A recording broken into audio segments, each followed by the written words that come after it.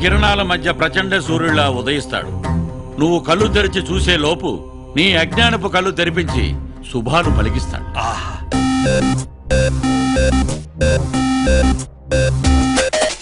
ఎవరేమడిగినా ఇవ్వాలి కదా, అందుకే దేవుడాడు.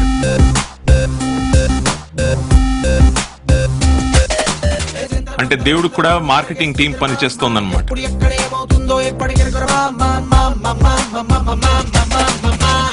ఈ 50 లక్షలు తీసుకొని నైట్ కి నైట్ ఈ స్టేట్ గోడ దుంకి జంప్.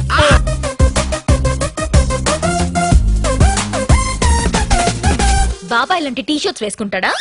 టీ షర్ట్లు జొబ్బాలు మనుషులకమ్మా. భగవంతుడు ఏదన్నా వేసుకోవచ్చు, ఎలా అన్నా ఉండొచ్చు. అదిరే దడ పుట్టిందే వయసే, వడబెట్టిందే మతినే, సడగొట్టిందే అసలేమై ఉంటుందే.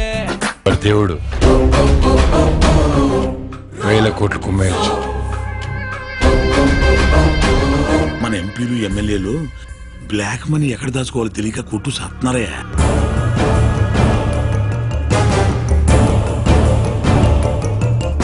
పిచ్చి జనం రా పాపం. ఎప్పుడు వీళ్ళకి ఎవరో వస్తారు ఏదో చేస్తారన్న నిస్సహాయత ఎప్పటికీ పోదు.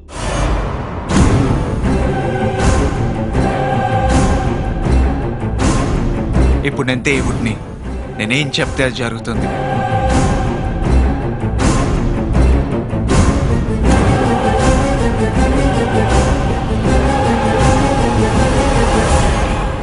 సార్ సార్ సార్ ఏంటి సార్ ఈ అన్యాయం? ఏ పురాణంలో ఉంది సార్ మనిషికి కరెంట్ చౌకిచ్చి చంపేయొచ్చని?